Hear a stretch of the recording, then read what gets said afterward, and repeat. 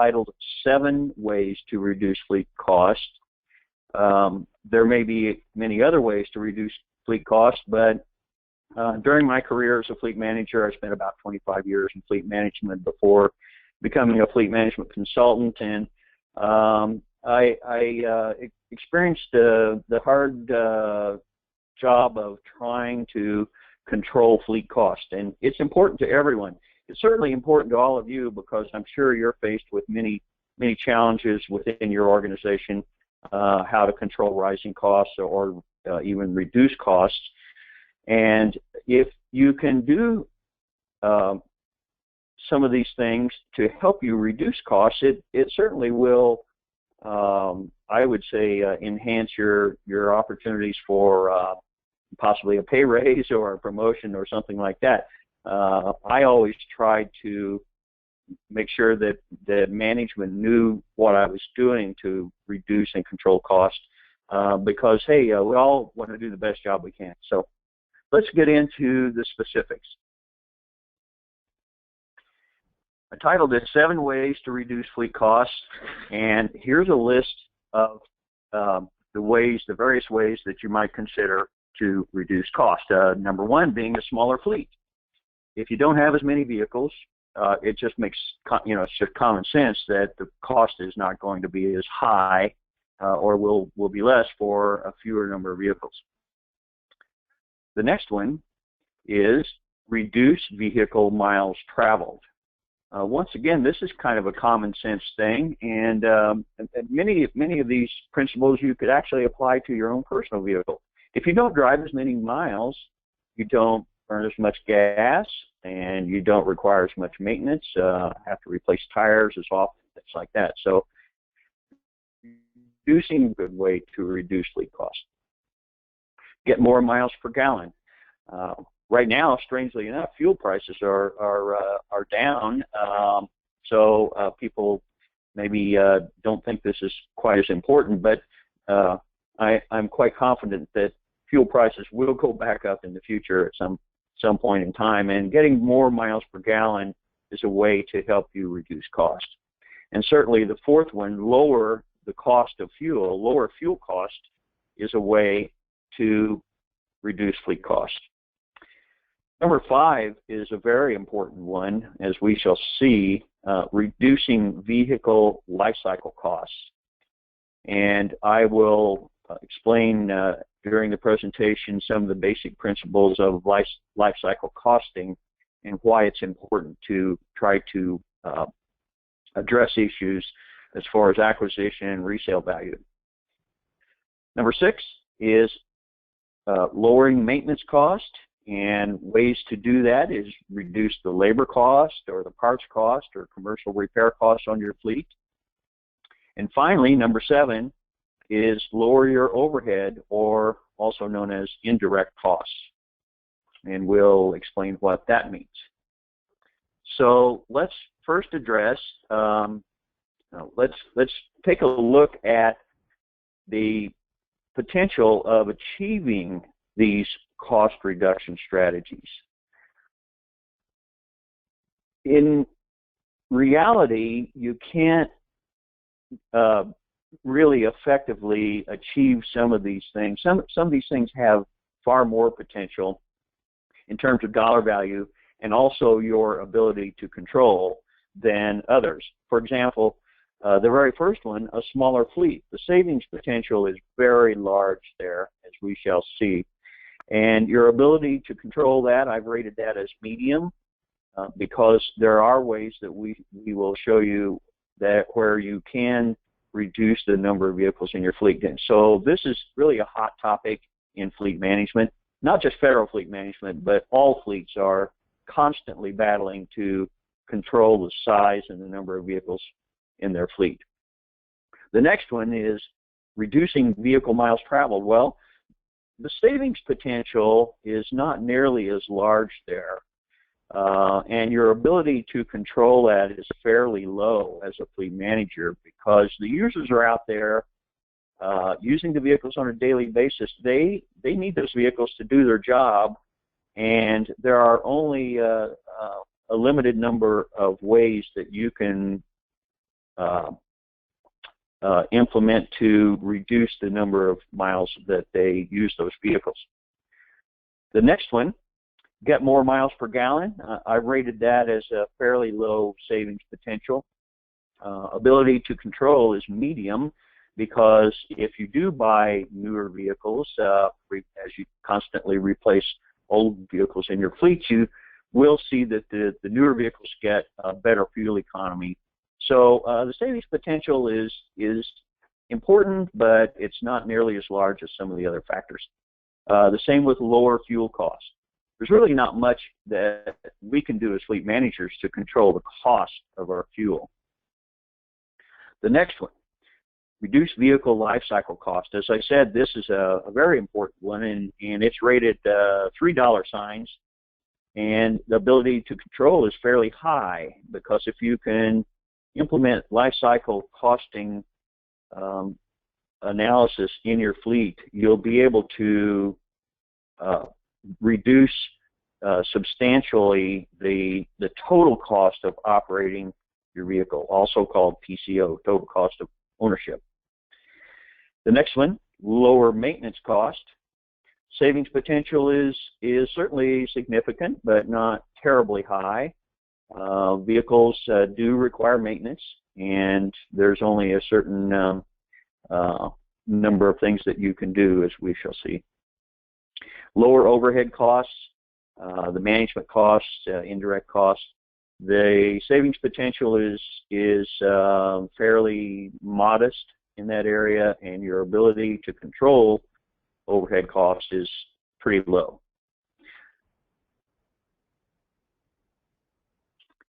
Okay, so let's address these individual ways to reduce fleet costs, beginning with a smaller fleet.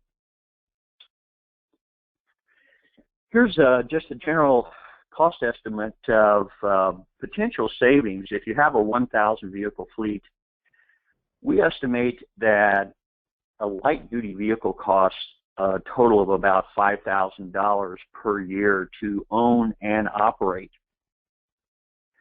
Included in that $5,000 is depreciation, and fuel, and maintenance.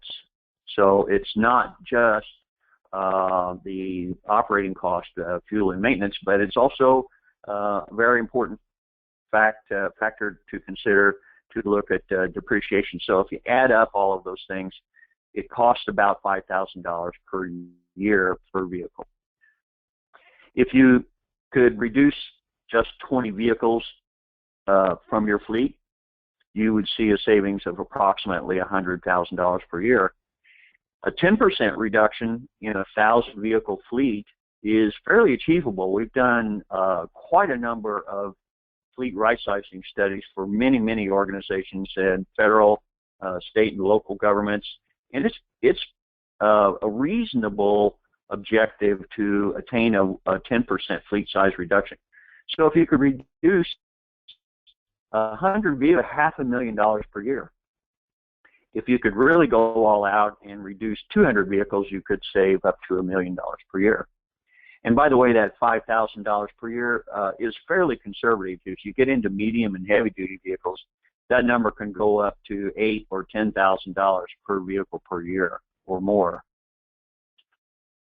So how do you get a smaller fleet?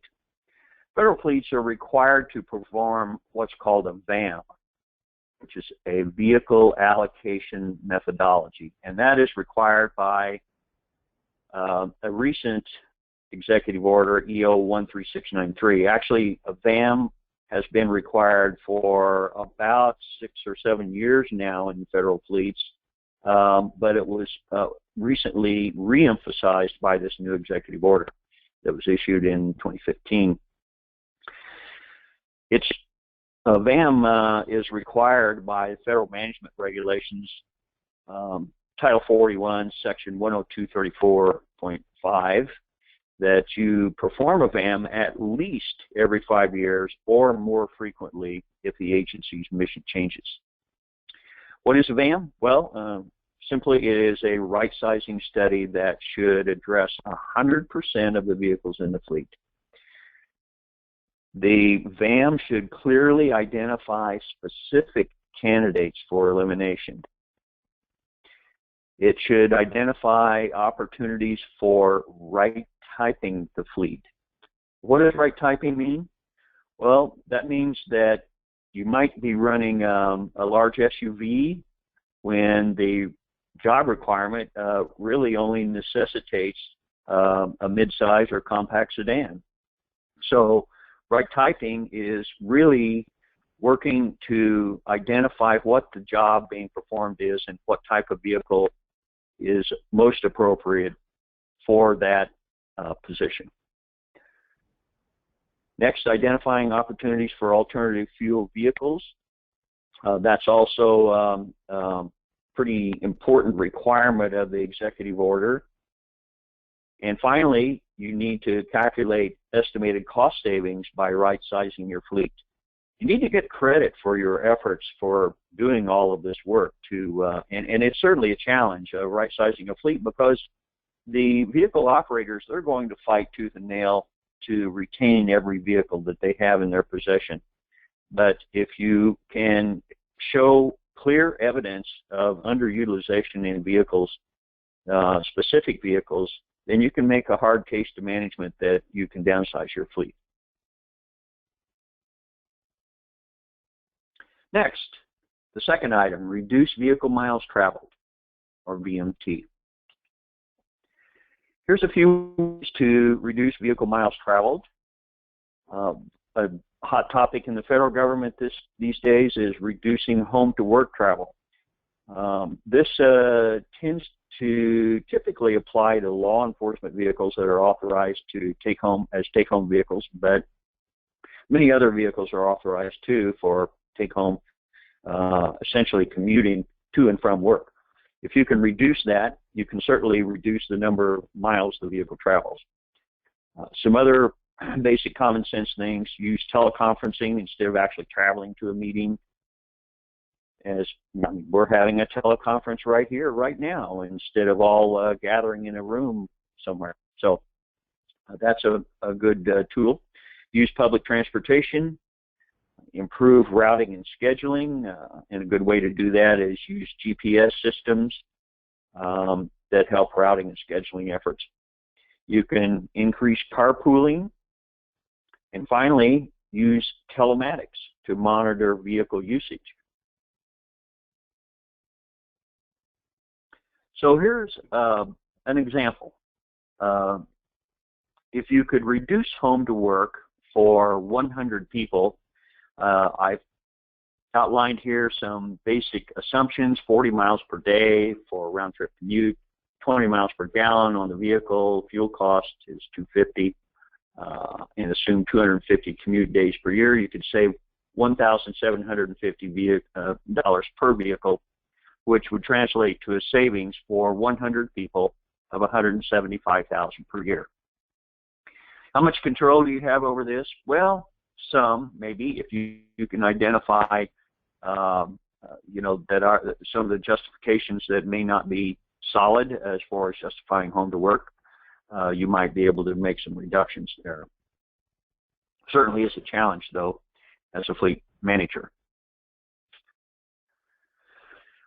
And one good way to use a tool to help you reduce vehicle miles traveled is to install telematics, and that is a recommended practice based on the new executive order. The new executive order actually states that telematics should be installed in most federal fleet vehicles by March of 2017. Telematics, they are ways to gather data on vehicles while they're actually in the field and in use. And fleet managers can get reports based on that usage to help you reduce speeding, reduce idle time, reduce vehicle miles traveled, certainly improve safety. But it does require an initial investment in the equipment and monitoring fees, and you have to take the time to review the reports and take action. But telematics, use of telematics is growing throughout the whole fleet world, and you'll see more and more of that in the future. Next, get more miles per gallon. First, and one that's quite obvious, is to obtain more fuel-efficient vehicles, like hybrids or compact vehicles instead of full-size vehicles. The next bullet is something I call requirements versus desirements. You should acquire what is really needed. Vehicle operators tend to exaggerate what they really need to do their job. They may want a large SUV like a Chevy Tahoe, when in reality, based on the way they use the vehicle and what they carry on a daily basis, they can often get by with a standard sedan.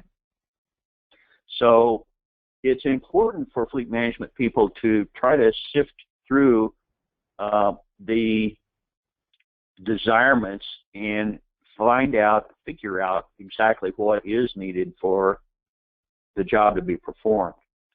So this is an opportunity certainly to downsize the size of the vehicle. Once again, right typing the vehicle to obtain more fuel-efficient vehicles. Reduce unnecessary weight in the vehicle. I see a lot of medium and large trucks out there that are overloaded with extra equipment and materials that aren't needed on a daily basis. There is some benefit by reducing the weight that they carry. Reducing idling is a good one. I'm sure we've all seen vehicles sitting in a parking lot somewhere just idling unnecessarily, and that is a waste of fuel. Driver training. This is a good one. Avoiding excess speed, avoiding rapid acceleration, using cruise control when necessary or when possible. There are driver training modules and courses available online through General Services Administration, and they're free. People can take them online at their desk. So that's a good tool to use. Next, ensure that the vehicles are properly maintained, that they're in top running condition, and that tires are properly inflated. Here's an example. If you can attain a higher mileage on the vehicle, for example, if your current fleet is averaging around 20 miles per gallon and the vehicles are averaging 10,000 miles per year, we see that the cost is about $1,250 for fuel. If you can raise your average miles per gallon in your fleet to 25 miles per gallon, that cost drops to $1,000 per vehicle, resulting in a savings of $250 per vehicle per year. So for our sample 1,000 vehicle fleet, we could see a savings of $250,000 per year.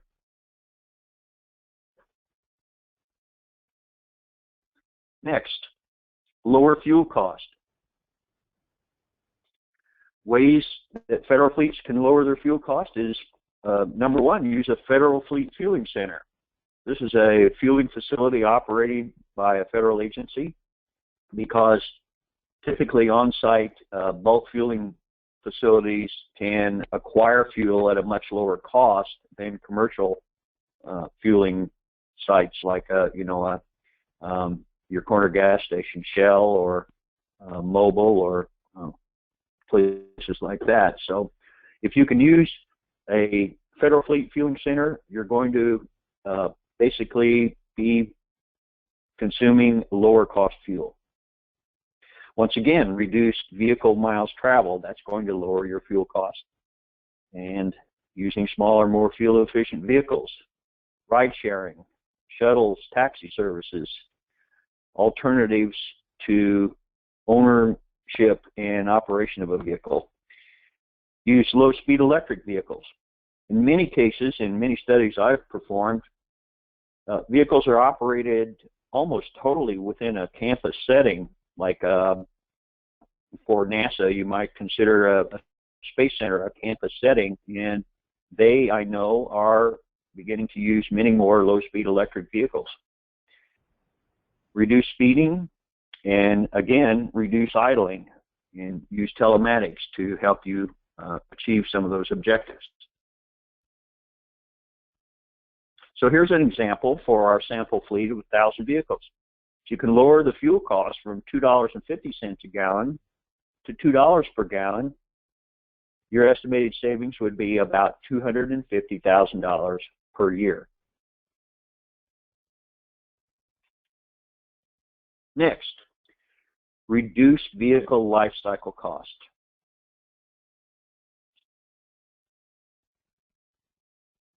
GSA, the General Services Administration, replaces their leased vehicles based upon an optimum life cycle. They have engineers and financial specialists who have done detailed studies on optimum vehicle life cycles. So they replace vehicles at the optimum financial point in their life. That's why those of you who may be using GSA leased vehicles will see a sedan replaced every 4 or 5 years, whereas owned vehicles are typically kept much too long. We see in many studies that agencies keep owned vehicles far beyond their optimum financial life cycle. And old vehicles really represent a less safety and technology and increased cost in terms of management, maintenance, fuel, etc.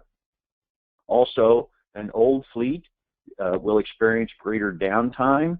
So if vehicles are breaking down more often, you need more spare vehicles to compensate for that.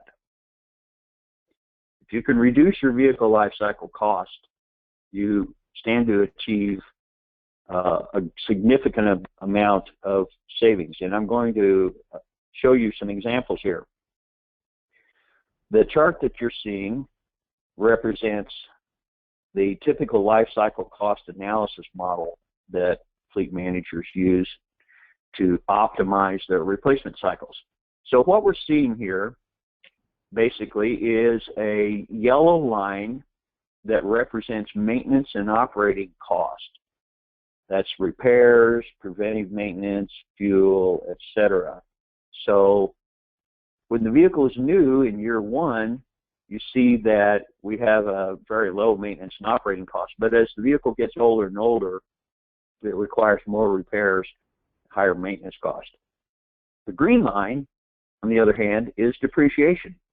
So we all know through our own experience, when you buy a new vehicle and you drive it off the dealer's lot, it's immediately worth far less than it was when you bought it. So depreciation can be significant when a vehicle is new, but as a vehicle gets older and older, it depreciates less and less per year. So what we have here is the sum of these two curves is the total cost of ownership. That's the red smiley face curve. And what we want to do is minimize the total cost of ownership. So we see here that in the middle, at the bottom of the smiley face, is around the time when the replacement should take place. The ideal replacement period is this flat spot in the middle. In this case, for this type of vehicle, which is a single axle dump truck, this ideal replacement cycle appears to be in the 5 to 6 year range. Gary, I believe we have a question. Okay. Lee, I have unmuted you if you would like to ask your question.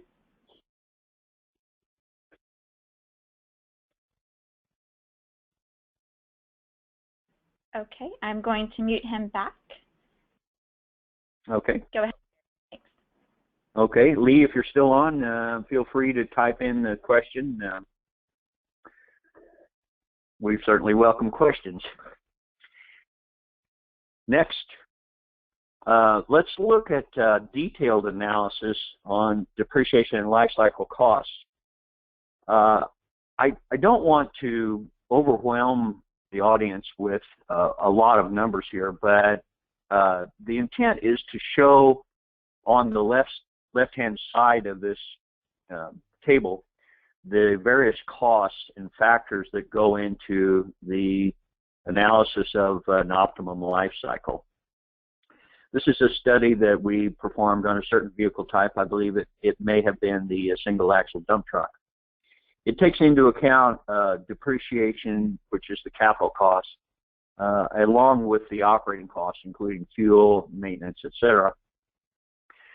And the bottom line here is what we call equivalent annual cost. This is a financial tool that's used to determine the overall cost of owning a vehicle during various life cycles. So I've highlighted in green here in year 7 the equivalent annual cost at the point where it is the lowest, showing $47,942. This fleet was actually keeping these vehicles 9 to 10 years. And so we learned that they could save about $3,000 per vehicle per year if they would move to a 7-year cycle versus a 9 or a 10-year cycle. So what does that translate to in terms of savings? If you replace those dump trucks at 7 years versus 10 years, you would save $3,000 per vehicle per year.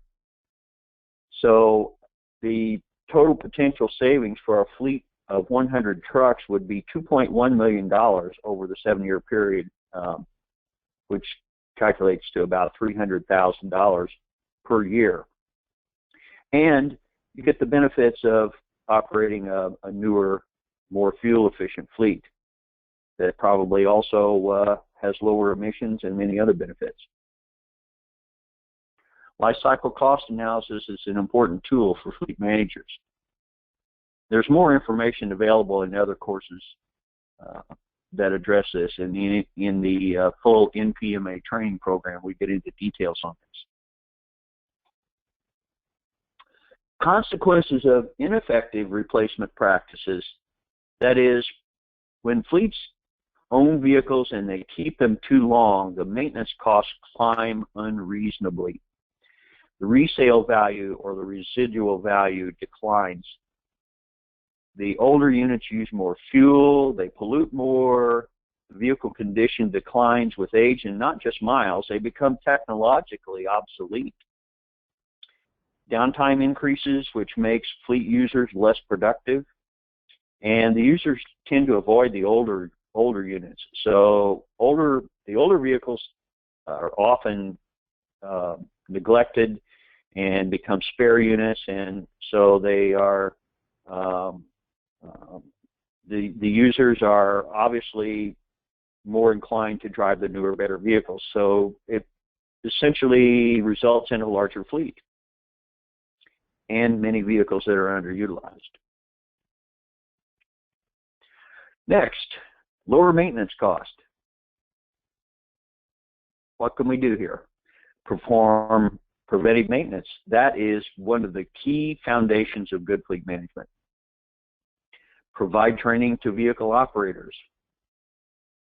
Ensure maintenance personnel are properly trained. Many of our fleet studies indicate that mechanics don't always get the training that they need to keep up with the technology on vehicles today, which is rapidly evolving. And if they can't properly diagnose and perform repairs, they're going to spend an inordinate amount of time repairing those vehicles, which translates to higher cost. Next, replace vehicles at the end of their life cycle. You keep those vehicles too long, it's going to cost more money in maintenance. And finally, use a fleet management information system to enable you to analyze which vehicles are costing more and why are they costing more? Why are the repairs more costly on some vehicles than others?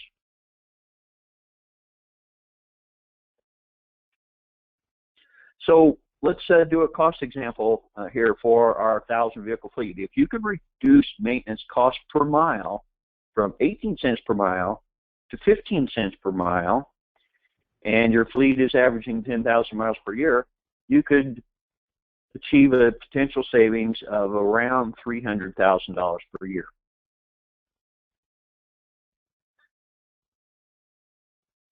Finally, the number 7 item is lower the overhead costs or indirect costs. What are overhead costs? Salaries and benefits and expenses of fleet management personnel, computer software and hardware, and various other support services and administrative supplies and equipment. Cost of offices and garages, that's all overhead costs. Ancillary costs such as utilities, the heat and lights and things like that in your facilities and custodial services. And finally, tort claims resulting from accidents involving fleet vehicles. These are all overhead costs. They cannot be attributed to a single individual vehicle. They're indirect costs that need to be spread across the entire fleet. So how can we reduce overhead costs? We can consolidate fleet management operations. We can reduce the size of the fleet. For those in the federal fleet area, we can use GSA leasing. So why does that lower overhead costs? Well, essentially, if you're leasing a vehicle from GSA, GSA is doing all of the heavy lifting in the area of fleet management. They'll provide your information system. They'll provide the staffing that monitors when vehicles need maintenance. They do the work to help you acquire and dispose of vehicles. Basically puts fleet management on autopilot. GSA leasing is not appropriate for every situation, for every vehicle, and every job. Hopefully, some of you or many of you attended last week's session that talked about leasing versus buying and the pros and cons of each. Next, develop a life cycle model for replacement of vehicles. As I said, life cycle costing is a very important component of cost control. Ensuring fleet managers and operators are trained. Acquiring a fleet management information system.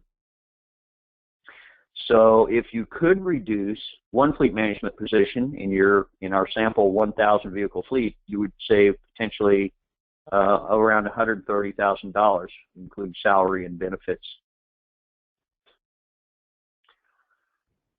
So here we are, a summary of all of the things we talked about. These are the 7 ways, and for our sample 1,000 vehicle fleet, we've estimated potential annual savings for each of these tactics for reducing fleet cost. And also we show to the right the potential for actually achieving substantial savings in these areas. Some of them are high, some of them are low. Some things you just can't control. Of course, this presentation will be available for you to review, and it's important for you to look at the various ways to reduce cost and figure out what makes sense for you and your fleet. In summary, reducing the number of vehicles is the most effective way to reduce fleet cost. Optimize owned vehicle replacement cycles to minimize depreciation and cost. Lease vehicles from GSA where appropriate. Acquire the smallest vehicle for the mission. Analyze fleet data to find opportunities for savings. And finally, and this is very important, and glad you're all here today, become more educated in fleet management. The more you know, the better you will be able to help your organization by reducing fleet cost. At this point, I'm going to turn it back over to Jessica, who's going to talk about NPMA.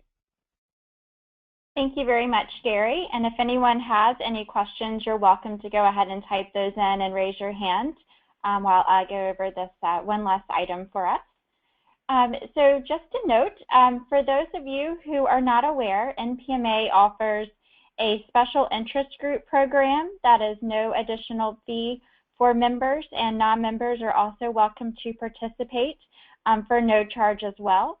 Our special interest group program includes a lot of really great groups for you to participate in that focus on areas of interest that are important to you, so that you can network with people with a like interest as you have. So one of those special interest groups is our Fleet Management Special Interest Group, and we'd like to invite everyone to join this group today or at some point this month. If you do join the Fleet Management Special Interest Group in the month of January, you'll be entered into a random drawing to win a free NPMA webinar. So that's a really great opportunity for everyone. But besides the contest and winning a free webinar, there are a lot of really great benefits for joining this SIG. You'll have many opportunities to network with other people that either manage fleet or have an interest in fleet management. We have SIG forums or special interest group discussion forums on the individual sites for each special interest group. So you can use those as a tool to ask those burning questions or share your knowledge with others and participate in the discussions that are going on. So it's a really fantastic opportunity that I hope you all will take advantage of. To join, it's very simple. You go basically to our NPMA website, npma.org. You can either find the SIG through the groups tab, or there's a special interest group box right there on the front page of the website that you can click on to find the Fleet SIG and press join. So again, no fee to participate in that, and just another great opportunity to work with others in the fleet sector. And then, Gary, if you could just turn to the last slide, you'll see our contact information for both Mercury Associates, Gary at Mercury, as well as NPMA. So if you're interested in learning more about anything, then you may certainly reach out to any of us. And I do have a question. So, David, I have unmuted you. Hello. Hello, David? Yes, I just had a comment as you're going through this. Since it is fleet management, I come from the commercial sector, so not through federal, but I happen to be the fleet manager for our company on the commercial side of things. And also, I just wanted to, since it is Fleet Management Month, just make, I'm not sure if everybody's aware as well, ASTM also has a Fleet Management Standards subcommittee that you can also, we have several standards out there on fleet management as well that you can look at as well, that's helpful for fleet management and that sort of thing. And we're always looking for new members to join us for new ideas to develop standards for fleet management. So I just wanted to throw that out there. And I just want to let Gary know we appreciate this presentation. It's very helpful, well, for me as well, on the commercial side. Well, thank you very much. And I'm glad you brought up ASTM because Mercury participated in the development of the ASTM fleet standard, and I think that is a great suggestion for people to look at the ASTM fleet management standard. And it is, I think it has a lot of good basic information that will help fleet managers, and also, as you said, people can contribute to the development of that standard, and it is an international standard for fleet management. Thank you very much for sharing that information. Sure. Are there any other questions? Last chance. All right. Well, thank you all for attending today. I hope you were able to get a lot of benefit and great information out of this presentation. And I will send out an email later this afternoon sharing the recording as well as a copy of the presentation. And keep a lookout for the registration link if you haven't already done so.